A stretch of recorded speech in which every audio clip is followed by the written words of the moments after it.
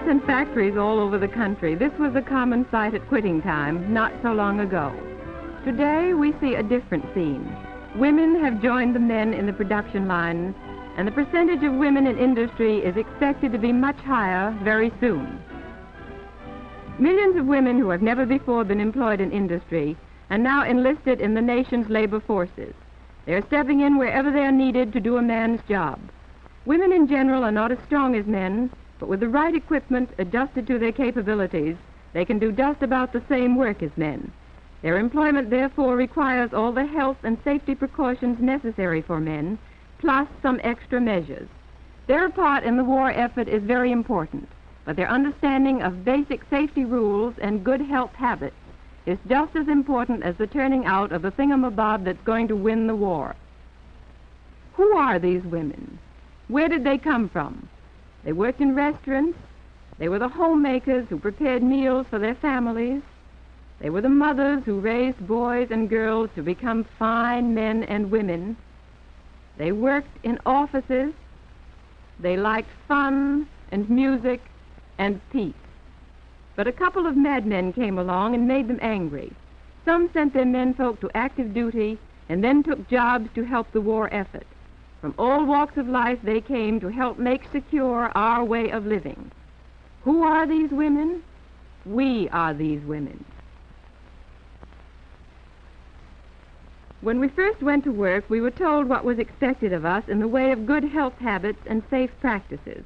We were told that wearing proper, sensible clothing was a very important item in our new work, and the necessity for wearing the right apparel was pointed out to us.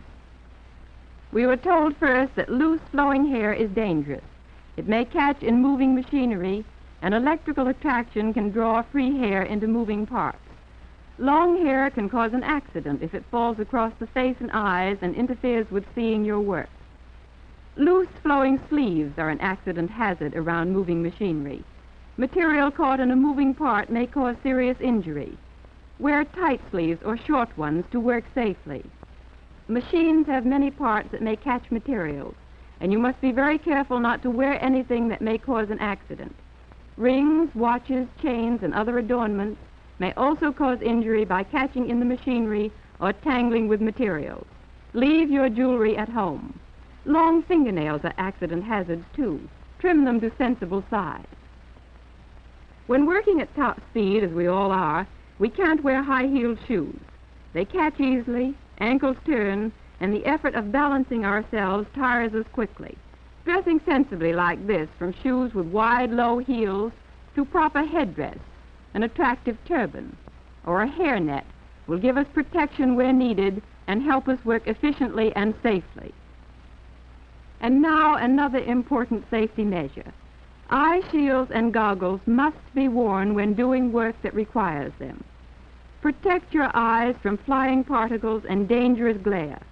The first time you leave eyes unprotected may be the time that brings injury to precious eyesight. For positive eye saving, wear your goggles and shields. Many of us work on machines requiring the use of cooling or cutting oils. Others may be handling synthetics of various kinds.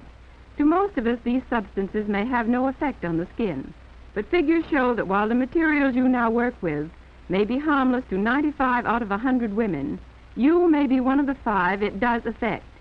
If you notice anything wrong with your skin, report it at once. Get the proper medical advice so you can take steps to eliminate your particular form of skin trouble. Proper position at our work will make us less tired at the end of the day. Sitting with bent back will cause unnecessary fatigue and strained nerves. Straighten up. Keep your back straight, but not rigid. Relax. Keep a flat back for comfort. Shift your position on your chair frequently. This debutante slouch may be alluring at some social function, but hours spent standing in this position will cause backache, strain, and perhaps more serious trouble. Keep the parts of the body in a straight line, one above the other, and so maintain natural balance and reduce fatigue. We must also correct bad health habits to work efficiently and safely. Fatigue is the cause of many accidents. We can do a lot toward overcoming tiredness by proper rest and diet. 8 hours of sleep every night and regular balanced meals are health and beauty secrets every woman knows. We wouldn't be women if we weren't concerned about our figures. An extra pound here or there can sometimes cause great concern and mental anguish. Many of us now in industry formerly did work that required less physical energy. A piece of toast, weak tea, and a lot of conversation used to be our excuse for lunch. But increased activity at our jobs now needs increased energy to do these jobs efficiently. We can get this extra energy by getting the eat right habit. Many women now eat their big meal at noon. They don't get home to eat with the family, so they eat a substantial lunch. What we eat has much to do with the way we feel. All diet experts stress the importance of protective foods. Meat, milk and its various products, eggs, leafy vegetables, green salads, fruit, and enriched wheat breads are basic sources of energy and strength. Though at first we worried about our figures, which was natural, we soon found out that the extra energy used at work consumed the food eaten, so that made everything even. Don't be afraid to eat what's good for you.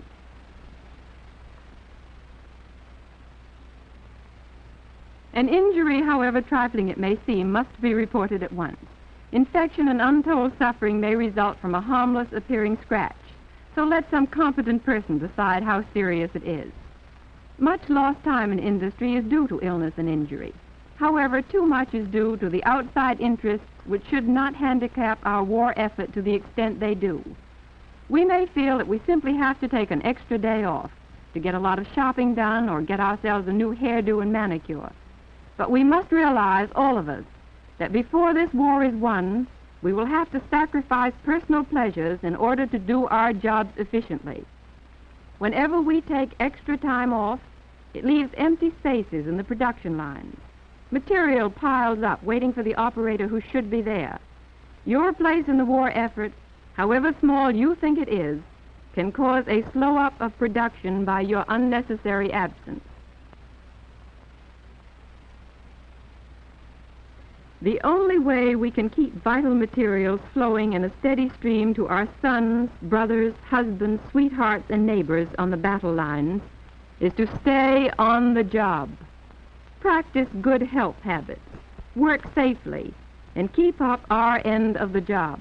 That's our part in bringing about a quick victory and a quick return of our loved ones.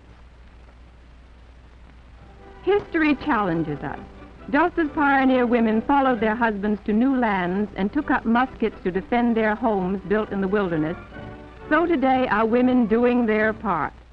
Some in the auxiliary armed forces, some as nurses, some taking up tools in the war effort at home. We women in industry are a vital part of the bulwark of national strength. We must resolve to work hard in our important places in the fight to bring about a lasting peace.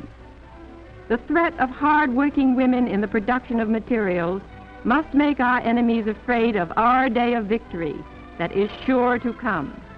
Our enemies must be made to feel the mighty power of women, the women behind the men, behind the guns. Our enemies must know that for them there is danger. Women at work.